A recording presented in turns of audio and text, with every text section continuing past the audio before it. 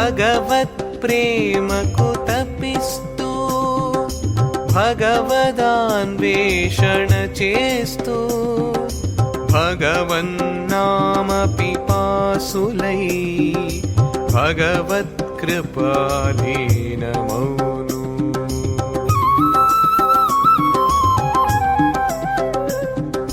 విభిన్న వేషధారణలో పుణ్యకర్మలే చేసెదరు.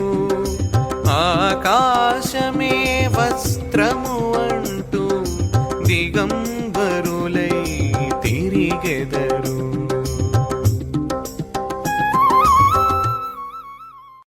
గురుకృప లభించినప్పుడు వీరి పురోగతి సులభంగా సాగుతుంది.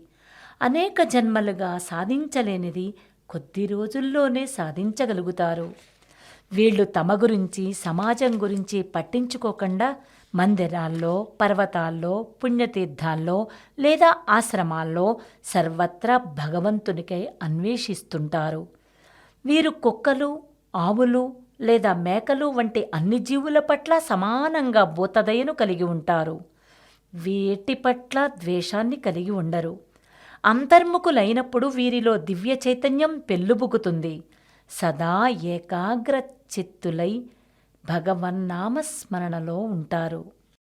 శ్రీచంద్రభాను సత్పతి గురుదేవ విరచిత శ్రీ గురు భాగవతం స్వరలయ వికసిత సుమదన శోభిత శ్రీ గురు చరణ సమర్పితం.